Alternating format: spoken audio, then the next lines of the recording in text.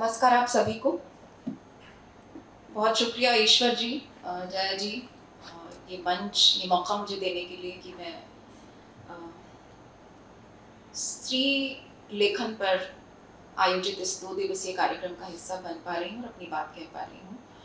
और बहुत ज़्यादा खुशी मुझे आज इस बात की है कि सुनने वालों में कुछ ऐसे लोग शामिल हैं जो आज से पहले किसी सभा में मेरी किसी बातचीत को सुनने वालों में नहीं रहे। मेरे बाईं तरफ जो साथी, मेरे दोस्त, मेरे मित्र सब यहाँ पर हैं, मैं इसलिए भी रिलेट कर पा रही हूँ क्योंकि हम लगातार पितृसत्ता की बात कर रहे हैं, वहीं से शुरुआत भी हुई है। और पितृसत्ता के शिकार सिर्फ औरत नहीं है, वो तमाम लोग हैं जो भाषा और साहित्य संरचनाओं में जो जेनेरिक रचा गया, आई, मैं, उसमें से बाहर हैं। यानी कि वो सभी लोग जो पुरुष नहीं हैं, नॉन मेल। तो पितृसत्ता की शिकार, पितृसत्तात्मक जो संरचनाएं हैं उनके शिकार हम सब साझा हैं, हम सब साथी हैं। इसलिए भी आज अपनी बात कहते हुए मुझे एक तरह का बहुत संतोष भी है कि मेरी ऑडियंस में आप लोग शामिल हैं। बहुत शुक्रिया आज यहाँ आने के लिए। दूसरी बात जो मैं कहूँगी वो ये कि हिंदी में क्या हम सच में स्त्री लेखन के नए सवालों और नई चुनौतियों के लिए तैयार हैं भी? अभी तक जितनी बातचीत हुई, मैं बार बार इस पर सोच रही थी कि नए सवाल, नई चुनौतियां क्या वाकई हमारे सामने हैं दूर दूर तक भी?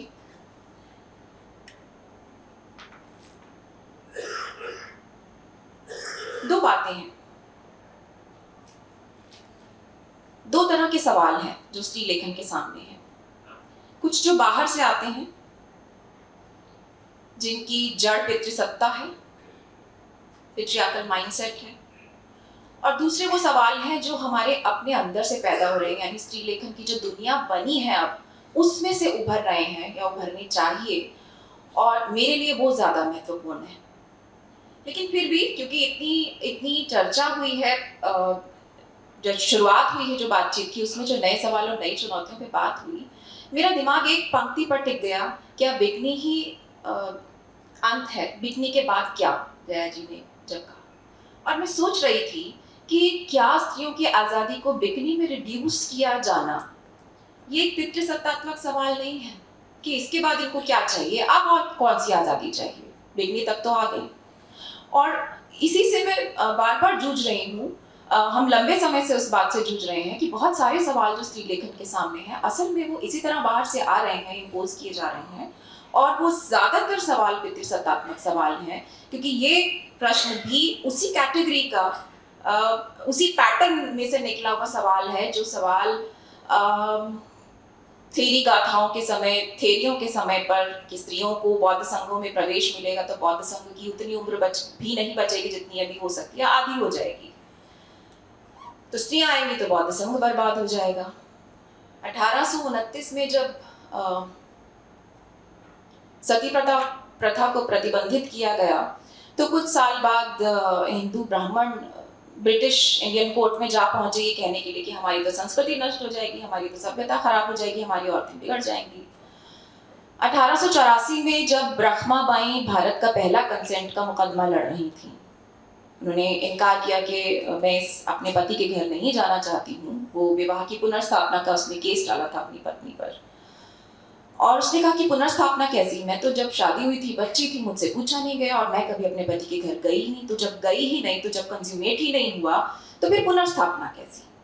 तो मैं इस विवाह से इनकार करती हूँ, मैं पति के घर नहीं जाऊंगी। जिस समय वो ये मुकदमा लड़ रही थी, 4 साल ये लगभग मुकदमा चला, और उस समय सारे अखबारों ने लगभग रखमाबाई के खिलाफ बातें लिखी, और जिनका अगर निचोड़ निकाला जाए तो वो ये था कि ऐसे तो सारी औरतें भगौड़ी हो जाएंगी, फिर हम इन भगौड़ी पत्नियों का क्या इलाज करेंगे, ऐसे तो सारी औरतें बिगड़ने लगेंगी। तो ये जो सवाल है ये आज का नहीं है।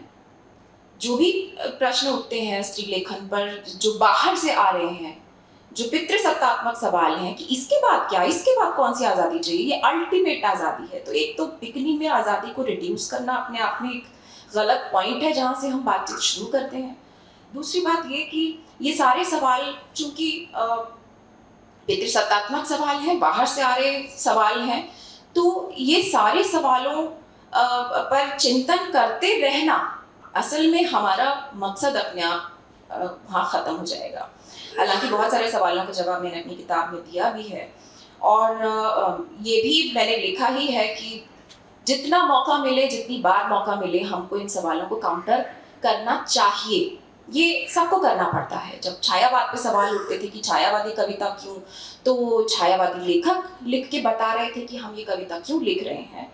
और ऐसे ही मुक्तिबोध लिखते हैं, या प्रसाद लिखते हैं, या महादेवी वर्मा लिखती हैं। तो ये हर लिखने वाले का कर्तव्य बनता है, स्त्री लेखकों का भी कर्तव्य बनता है कि वो लिख के कम से कम अपनी वैचारिक जमीन के बारे में बार बार बताते चलें, और इन बाहर से आने वाले सवालों से भी टकराएं, और अंदर से उठने वाले जो नए सवाल और नई चुनौतियां हैं उनके प्रति हम थोड़ा सा जागरूक हों। और मैं वहीं असल में आना चाहती हूँ।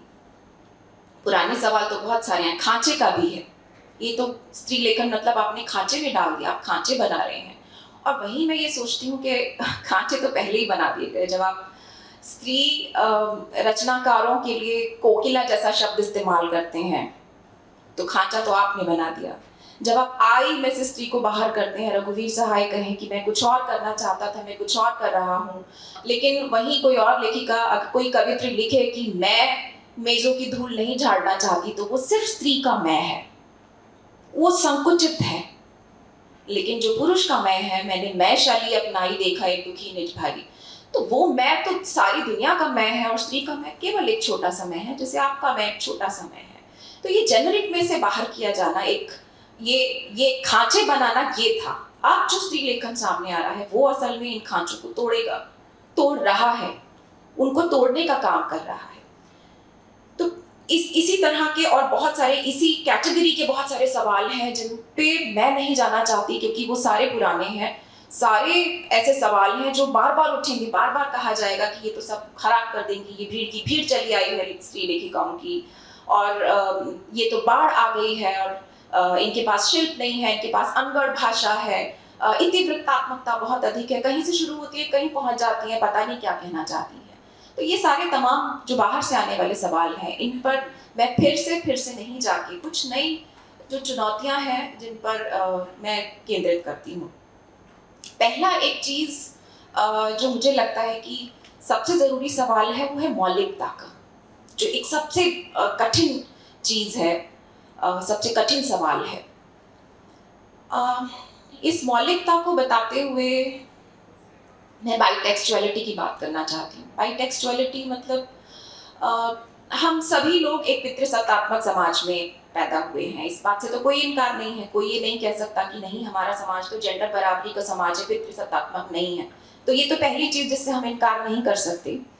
आप में से भी शायद कोई नहीं करना चाहेगा इस बात से इनकार कि ये स्ट्रक्चर पैट्रियार्कल स्ट्रक्चर है, जिसमें हम सब जन्म लेते हैं, पैदा होते हैं, बड़े होते हैं, और हमें सारी जो एक मूल्य व्यवस्था है वो वहीं से मिलती है। तो इसलिए तमाम स्त्रियां जो लिखती हैं, अक्सर उसमें ऐसा होगा कि एक छुपा हुआ, दबा हुआ उनका मौलिक स्वर होगा, और एक स्वर जो उसके साथ आएगा वो उन सारी मूल्य संरचनाओं से, उस भाषा से, उस असर से प्रभावित होगा जो पितृसत्तात्मक प्रशिक्षण में उनको मिला है। ये बाइटेक्सुअलिटी साथ साथ स्त्री लेखन में चलती है। और जब मैं मौलिकता की बात करती हूँ तो मेरा कहने का मतलब ये है कि उसमें से जो दबा हुआ मूल स्त्री स्वर है, जिसके लिए हम बार बार स्त्री भाषा को तलाशने की बात करते हैं। तलाशना मतलब ऐसा नहीं कि कहीं खो गई है, वो हमारे पास है, हमारे भीतर है, क्या हम उसे निकाल के बाहर ला पा रहे हैं? तो वो जो मूल स्त्री स्वर है वो मौलिकता है। क्या वो बाहर आएगी? क्या वो बाहर आ सकती है? ये एक बहुत बड़ी चुनौती है, और ये एक तरह से आत्मालोचन का सवाल है। ये सबसे मुश्किल चीज होती है किसी भी तरह के विमर्श के लिए। आज खास तौर से जो पॉलिटिकल परिदृश्य जो है, उसमें किसी भी विमर्श में जो लोग डिस्कोर्स में जो लोग शामिल हैं वो अपने आप मेन स्ट्रीम में आ जाते हैं। डिस्कोर्स करना मतलब आप मेन स्ट्रीम में ऑलरेडी हो, और फिर ये बात बोलना कि हम हाशिए पर हैं। तो एक दिक्कत पॉलिटिकल डिस्कोर्स के साथ, पॉलिटिकल विमर्श के बीच में जब हम फंसते हैं तो ये होती है कि आत्मालोचन बहुत मुश्किल चीज हो जाती है। आप कुछ कुछ कुछ आ, कुछ कहना चाहिए कि तैयार तर्कों के साथ आप हर बातचीत में आना चाहते हैं, कुछ स्थापित तर्कों के साथ आप बातचीत में आना चाहते हैं और आत्मालोचन से लगातार बचते हैं। तो मेरी चिंता ये है कि स्त्री लेखन को अभी सबसे ज्यादा जरूरत उसी आत्मालोचन की है। बाहर से आने वाले सवालों को मैं पहले ही कह चुकी हूँ कि मेरे लिए वो महत्वपूर्ण नहीं है, और उनमें मौलिकता का सवाल एक सबसे महत्वपूर्ण सवाल की तरह मेरे सामने आज है कि इस बाइटेक्सुअलिटी में से हम अपना मूल स्त्री स्वर कैसे पहचानेंगे। जॉन स्टुअर्ट मिल की मुझे एक बात याद आती है। वो लिखते हैं, अगर स्त्रियों के पास अपना कोई देश होता तो शायद उनके पास अपना साहित्य होता, लिटरेचर ऑफ देयर ओन। ये शायद इसी बाइटेक्सुअलिटी की तरफ इशारा है जिसको बाद में Elaine Showalter literature of their own किताब लिखते हुए इसको पकड़ती हैं और कहने की कोशिश करती हैं। तो ये मूल स्वर कैसे पकड़ा जाएगा? इस मूल स्वर के लिए कितनी बेचैनी हमारे अंदर है, कितनी जिज्ञासा हमारे अंदर है कि हम बहुत अच्छा लगता है कि जो साहित्य में जिन मापदंडों से कोई साहित्य स्वीकृत होता है, सराहा जाता है, उसको जगह मिलती है, हम भी वैसा करने की कोशिश करते हैं तो हमें भी जगह मिलेगी। बहुत लंबे समय तक जो ब्रिटिश उपन्यासकार थी महिलाएं, उन्होंने छद्म नामों से लिखा ताकि पता ही ना चले कि स्त्री लिख रही है या पुरुष लिख रहा है, क्योंकि पता चलेगा स्त्रियां लिख रही हैं तो शायद उसे ऑडियंस नहीं मिलेगी, तो पता नहीं चलना चाहिए। और ये जो वर्जीनिया वुल्फ की अभी बात हुई, वर्जीनिया वुल्फ कहती है नकाल कभी स्वाध्यायी नहीं हो सकता। अगर आप जैसा पुरुष लिखता है, जैसा वो जिस भाषा में वो कह रहा है, जो उसके तरीके हैं, जो उसके पैटर्न हैं, अगर आप उन्हीं से साहित्य रचने की और वहीं उसके हिसाब से जगह बनाने की कोशिश करेंगे तो अध्यवसायी तो आप नहीं है। ये वर्जीनिया वुल्फ का सेंटेंस है, नकाल कभी अध्यवसायी नहीं होता। तो ये बात थोड़ी सी चुभती हुई लग सकती है, लेकिन आत्मालोचन तो वही है जब हम चुभते हुए सवालों को डील करें कि क्या हम अपने उस मूल स्त्री स्वर को दबा के क्या हम एक नकाल के रूप में परिवर्तित हो जा रहे हैं। मुझे एक ऐसी महिला हवलदार का भी एक चित्र बोलते बोलते ध्यान आ रहा है, जिसको लगता है कि शायद यहाँ अपनी जगह बनाने के लिए इस चौकी में इतने सारे मर्दों के बीच शायद मुझे भी वैसी ही गालीबाजी और वैसी ही भाषा, वैसे ही तौर तरीके, वही सब अंदाज अपनाने चाहिए ताकि मैं अपनी जगह बना लूं। और जब वो उन तरीकों को अपनाती है, उस पूरे मर्दाना वेश को, उस पूरी मर्दाना भाषा को, और उस स्त्रियों के साथ भी वैसा ही असंवेदनशील हो जाती है जैसा कि कोई भी एक मर्दाना वेश में कोई एक हवलदार हो सकता है। और फिर जब वो स्त्रियों के बीच में लौटती है, स्त्रियों की दुनिया के बीच में, तो वहां भी वो अपने आप को अजनबी पाती है। ये कैसी अटपटी सी स्थिति में वो अपने आप को फंसा लेती है। क्या हमने अपने आप को किसी अटपटी स्थिति में फंसा लिया है जहां हम अपने मूल स्वर से बहुत दूर हट आए हैं? ये सवाल स्त्री लेखक के लिए फिलहाल बहुत सारे सवाल हैं, लेकिन ये मूल और बेसिक सवाल जो मुझे बहुत महत्वपूर्ण लगता है, पाठक की दृष्टि से भी मैं इसको देखना चाहूंगी कि क्या स्त्री पाठक स्त्री लेखन तैयार कर रहा है, या मैं चाहती हूँ, बहुत शिद्दत से चाहती हूँ कि हिंदी साहित्य में ऐसे भी शोध होने चाहिए, कभी मौका मिला तो शायद मैं करूँ, कि जिनमें हम पता लगा सकें कि किस साहित्य को पढ़ने वाले कितने स्त्री पाठक हैं और कितने पुरुष पाठक हैं, कौन सी किताबें बिकती हैं और उन्हें पढ़ने वाले कौन हैं। शायद ये डेटा हमारी बहुत मदद कर सकेगा, लेकिन जिस तरह से पश्चिम में इस तरह के शोध हुए हैं उनसे तो नतीजा यही निकला है कि अक्सर जो पढ़ने वाले हैं, जो पाठक हैं, पुरुष पाठक हैं। स्त्रियों की संख्या पढ़ने वालों में बहुत कम है। जितने अभी तक मैं लेख लिखती रही हूँ, कॉलम भी छपते रहे हैं, उनमें ज़्यादातर प्रतिक्रियाएं पुरुषों की तरफ से आती हैं। जो मेल आते हैं वो पुरुषों की तरफ से आ रहे होते हैं, जो रिस्पॉन्सेज आ रहे होते हैं वहाँ से। तो लिखने वालों में भी पढ़ने वालों में भी स्त्रियाँ कहाँ हैं? पहली बात तो ये कि स्त्री पाठक क्या हम तैयार कर रहे हैं? नहीं करेंगे, स्त्री पाठक तैयार नहीं होंगे तो सारी स्त्रियों को उन पुरुषों के लिए लिखना होगा जिनके लिए पहले से ही पुरुषों का लिखा ज्यादा महत्वपूर्ण है। और इसलिए फिर उनको वही भाषा, वही तरीके, वही सारी चीजें अपनानी पड़ेंगी जो हैरी पॉटर की लेखिका जेके राउलिंग, उन्होंने जब ये किताब लिखी तो पब्लिशर ने कहा कि देखिए आप महिला हैं और अगर हमने इसमें ये छाप दिया कि ये एक महिला का लिखा हुआ नॉवल है तो इसका बहुत सारा ऑडियंस जो आपने लिखा है लड़के होने वाले हैं, पुरुष होने वाले हैं। तो वो लड़की महिला का नाम देखते ही लेखिका के तौर पे भाग जाएंगे। तो अच्छा है कि हम आपके इनिशियल्स करके ऐसा लिखें कि पता ना चले खरीदने वाले को कि वो किसी महिला ने इसको लिखा है। तो आप समझ सकते हैं कि लेखन और पाठक और लेखक के बीच में क्या चल रहा है, कैसी स्थितियां हैं। ऐसी स्टडीज हमारे यहाँ नहीं हो रहे हैं। ये थोड़ा सा कष्ट, ये नए चैलेंज हैं, ये नए प्रश्न हैं, ये नए सवाल हैं जिनको कि हमको सोचना चाहिए कि हम जो लिख रहे हैं उसे पढ़ कौन रहा है और कैसे वो नए पाठक तैयार होंगे जो अपने पाठ में टेक्स्ट में जेंडर के सवाल को सुनने के लिए तैयार होंगे। कैसे वो पाठक तैयार होंगे जो उसको पढ़ने के लिए तैयार होंगे, चमकती हुई पंक्तियों को खुरच के उसके अंदर से सच निकाल सकेंगे। क्योंकि मैं ऐसी तमाम पंक्तियां देखती हूँ, कविताओं की एक एक पंक्ति चल पड़ी और उसकी सराहना ना करने वालों में बहुत सारे स्त्री पाठक भी शामिल होते हैं। और कभी कभी हैरानी होती है कि सेल्फ गोल के जैसा तो नहीं हो रहा है कि एक ही पंक्ति आपके इतना खिलाफ है लेकिन हम उसी को सराह रहे हैं। तो स्त्री पाठकों क्या हम अब जो नया स्त्री लेखन है, जो अब स्त्री लेखन किया जा रहा है, क्या अब या जो भी स्त्रियों ने लिखा है, क्या उसे पढ़ने के लिए या जो भी कुछ लिखा जा रहा है उसे पढ़ने के लिए प्रबुद्ध स्त्री पाठक तैयार हो रहे हैं? अगर नहीं हो रहे हैं तो ये हमारे लिए एक बहुत बड़ा नया चैलेंज है। तीसरा, आलोचना की दृष्टि से इसको मैं देखना चाहूंगी। आलोचक सबसे पहले पाठक है, और अगर हम पाठक से कनेक्ट नहीं कर पा रहे हैं,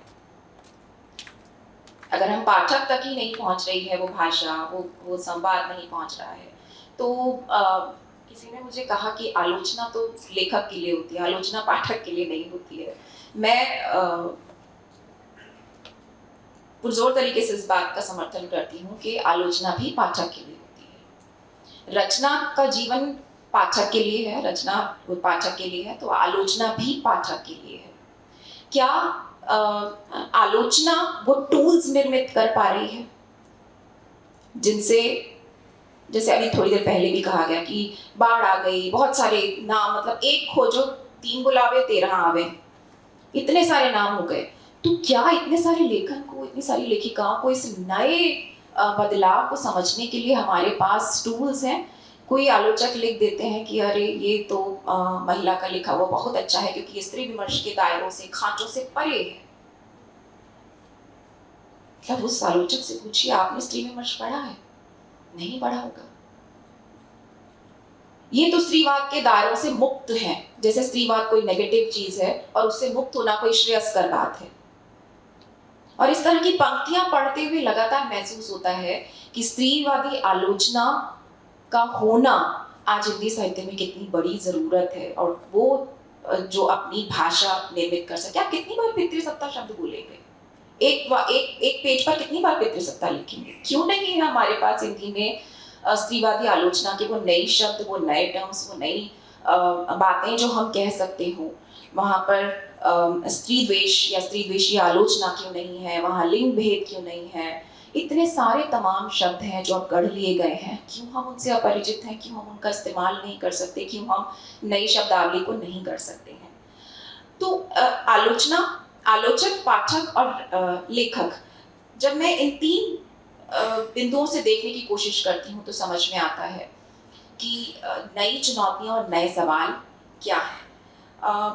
5 मिनट में ही मैं अपनी बात को ख़त्म करती हूँ, क्योंकि जो 15-20 मिनट में अपनी बात नहीं कह सकता, वो 1 घंटे में भी अपनी बात नहीं कह सकता। तो पहली चीज़ जो चुनौती है हमारे सामने, श्रीलेखन के सामने, वो ये कि कड़ी मेहनत से नहीं बचना होगा। जैसा वर्जीनिया वुल्फ कहती हैं कि नक्काल अध्यवसायी नहीं होता। तो जब मौलिक स्वर तलाशना है, तो उस मौलिकता के लिए आपको अध्यवसायी होना होगा, बहुत कड़ी मेहनत करनी होगी। और जैसा सिमोन द बुआ कहती हैं, सिमोन द बुआ को हिंदी में सबसे ज़्यादा उसका नाम लिया जाता है और सबसे कम शायद उनको पढ़ा जाता है। वो ये कहती हैं कि अपने आप से कड़ी अपेक्षाएं रखो, अपने आप से ज़्यादा अपेक्षाएं रखो। आपने अपने लिखे से आप करना क्या चाहते हो? कविता छपी, वाह वाह मिली, ठीक है।